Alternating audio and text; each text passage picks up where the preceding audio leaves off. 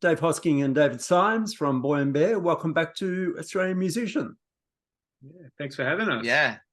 It's all happening for you guys. You've got the Harlequin Dream 10-year anniversary vinyl out. You've got an EP of new songs, new old songs coming out. You've got a tour happening. Let's start with the EP. We've already heard Abraham. There are a couple more songs. These songs are from the Harlequin Dream sessions. That's correct. Yeah. Yeah. So there are a bunch of tracks that didn't sort of make the record at that time, but we did finish them, didn't we? Like we sort of had mixed them, and then after losing them for some years, when the anniversary came around, we kind of revisited them and thought it might be nice to package them digitally for people to be able to hear it. Yeah. So you haven't retouched them or re-recorded them? No, just as is from 10 years ago, yeah. Better or worse. Like putting on an old T-shirt. Yeah. So why weren't they used back then? Just you had enough songs already? It was funny. I was listening to them just yesterday and I was thinking about that. And I think that, I guess when you've got excess songs, you're trying to pick your strongest 10 or 11 or what makes the record feel really balanced. And I think something like Abraham was kind of a little bit disco, and then the song Mexico, which is on there, is sort of Eddie Vedder kind of vibe. And it just felt like we were maybe diving into too many genres across the record. So we instinctively decided to keep them out. Yeah. And they weren't considered for the next album, Limit of Love? They were so different. Yeah, it feels like what's happened with us over the last five records is that songs that didn't necessarily make a particular record, they're not necessarily songs that are bad songs or anything like that, but as Dave said, either they didn't fit with that group of songs, or sometimes one of them is just a bit similar to something else that's already a placeholder on the record, so it's like doing the same thing. And when you go into the next record, sometimes you think, oh, we can just use what we've already got, but actually already now the band's taken another turn directionally anyway, so you're already kind of into another phase. So sometimes it doesn't work just to include something from then on the next record, you know? Yeah. A song like Abraham has a lot of work in it, a lot of production, the strings. It would have been a shame to just have it sitting there. Yeah. Oh, that's cool. Yeah, totally. I mean, I think for us, actually, we'd probably even forgotten about how much work had gone into it. I know I had when I listened to, oh, okay, we actually did that and that. It's like, for better or worse, there's lots of different sections and it kind of evolves and the groove changes and shifts. And I think definitely these days we've kind of simplified our approach to songwriting a little. When I say simplified, just trying to get into a feel and not having to kind of bounce around to a million different places. And but yeah, that song got all the production love that all the other songs got on that record. So I mean, that record's quite rich in terms of the arrangements, lots of layers and things like that. So yeah, I guess it's from that time and place. Yeah. Wayne Connolly was the producer. What was his approach? What was he trying to get out of you? Wayne's got really great instincts and really great kind of musical references. He's really good at hooks. He's really fantastic at melodic hooks in songs, and he's got such a strong pop sensibility. So I remember him having hands across lots of different elements of the songwriting and the arrangements. He was really good with form and structure, and he was just an enthusiast, but he also stepped in when we needed him to, and he was a big part of the making of that record.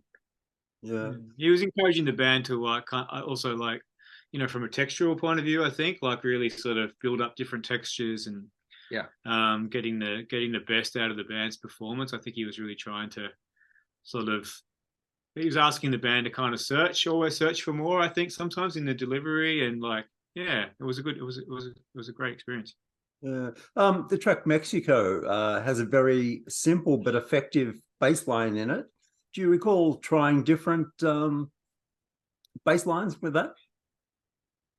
I don't recall, but actually at the time, I felt like the groove of that track kind of settled pretty quickly from memory. Like it had I think the whole ambience of that song, the whole sort of sentiment around it I think that like the sound world that we ended up in was kind of almost there early on. Yeah. So I feel like that sort of was a natural kind of gravitation towards that kind of groove and bass line in a way. Yeah.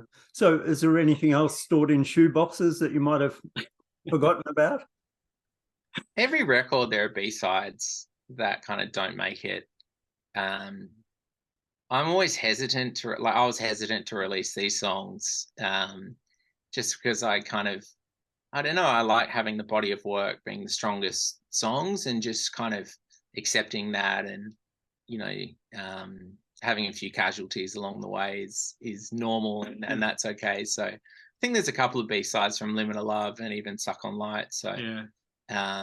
So I don't know, maybe when the time's right, I think some of the like Limit of Love stuff we could revisit and maybe kind of shift them around a little bit, but there's definitely songs sitting there. It's just whether we release them or not, I'm not sure. Yeah, I think with the anniversary of Harlequin Dream, obviously that became a point of discussion with us, and remembering that time, celebrating that time, but also I guess finding things from then. John, our keyboard player, is really into photography, and he pulled out some great kind of film photography from that era, and which sort of also encouraged the conversation around what else sort of happened then, and which brought around these songs, and with the anniversary, it was a way of releasing them digitally as a bit of a kind of throwback and celebration of that time. Yeah.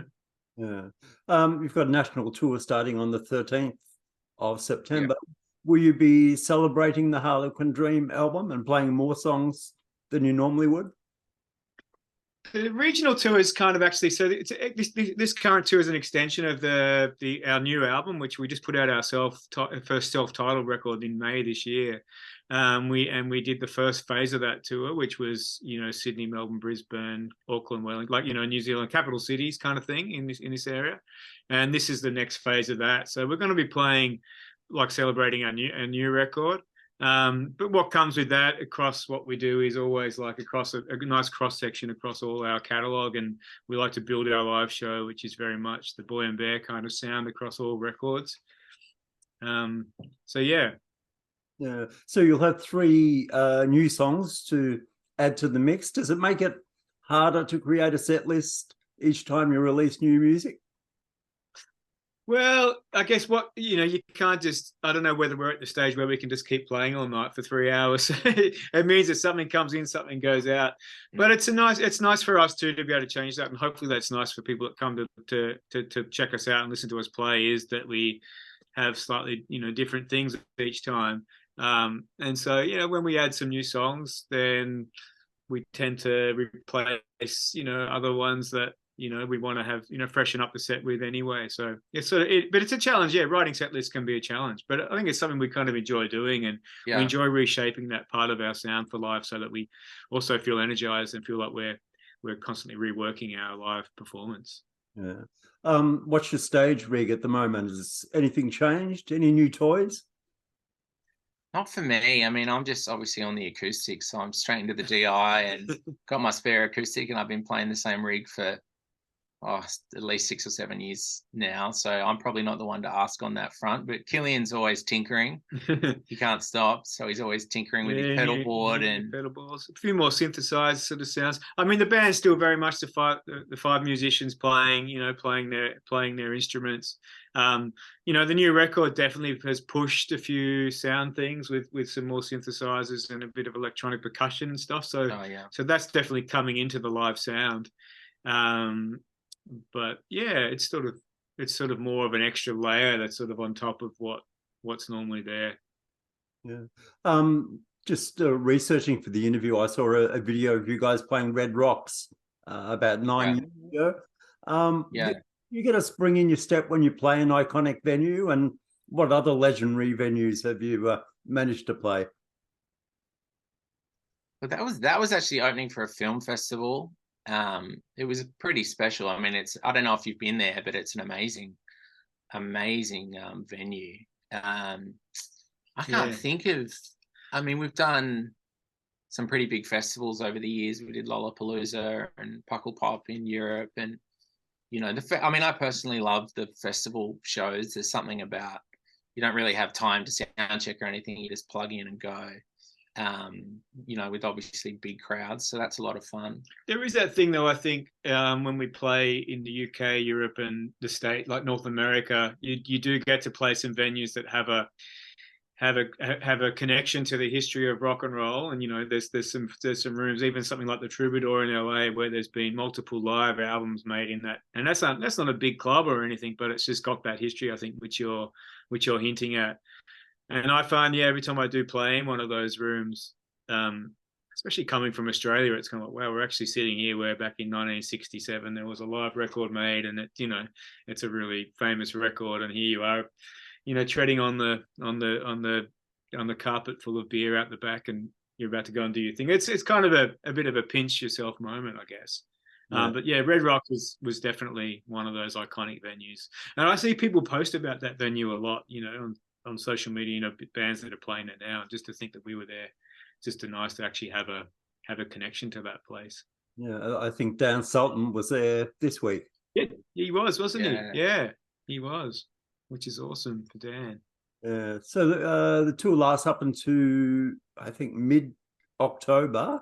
Then what for the band? Yeah, we head overseas early next year. January, February, we're doing Europe and UK, which should be fun. Planning some more Australian stuff for next year. Still sort of working out what we're going to do, but hopefully, if some more shows with this sort of new album we've just put out and everything. Yeah, and then probably in our time off, just writing, starting to build that collection of songs. Be great to be back in the studio by the end of next year. So the earlier we start that, the better. No. Do you still feel pressure that you have to write and record an album every so often? I mean, I personally don't, but I mean, writing's my favorite part of this whole process, to be honest. So, I mean, touring's a lot of fun, but it's also exhausting, and it's sometimes a tricky balance, but I just love writing songs. I love getting together with the band and piecing songs together. It's probably the reason I do this. So, I never really feel the pressure. I just get excited about what's next and what are the possibilities and how could we record and who would we record with. And I get a lot of joy from that. So, yeah, I mean, there's always pressure when releasing and seeing how it's, how people engage with it, but that's all part of it. And yeah, I just love it. It's a lot of fun. Yeah. Has the way the band create music changed much since you started? I think it's changed a lot. Like, I don't write as much stuff on acoustic these days. Sometimes I pick up the acoustic and I play the same 3 chords and I put it down. And obviously COVID shifted things because we were all working in isolation. I think we've had over the years, or at least the last few records, maybe a song start with an electronic loop that we built upon, or John particularly, I laugh, he writes a lot of sad ballads and then he sends them through to me, and I'll start to put a melody on it. But if you get a kind of bubbly pardon? You cheer them up. I don't know about that, but I do my best, I think. But it's interesting when you put a sort of bubbly groove under some sad changes, you get a really, really great feel. So yeah, he's been contributing a lot on that front. He's got a whole catalog of stuff he just sends to me, and then I'll kind of mumble into the microphone over a couple of days and then start piecing together lyrics and then get together as a band. And then everyone's kind of contributed in their own way to the initial ideas of a song. And the band naturally evolves over its career, like from playing live so much, from making multiple records. So the sound, things do evolve, I think, through experience and just like, the collaboration sort of maturing, I guess. It sort of naturally has evolved into what it is now, which is slightly different to what it was a year ago. But yeah. It's good. And which songs off the current album are scrubbing up well live on stage? What have we been? We've been playing a track called Strange World. Silver Moon's another one we've been playing, and another track called Apex we've been playing live a lot. And Apex with the sax. Yeah, that was fun, wasn't it? And then what was the first single we put out? Just to be kind. Yeah, we've been playing that live as well, and State of Flight as well. We've been playing Holding Up. Yeah, so we've been playing quite a few, and it'd be fun to play some more too. Actually, yeah, no, that actually feels like the new record translates to the stage really well, without a lot of effort in terms of it's all coming out of us on stage in a live performance, which is great. All right, guys. Well, we look forward to hearing those songs live very soon, and thanks for joining us. Thanks for having us. Yeah, thank you. Take care. All right. Thanks, guys. Okay.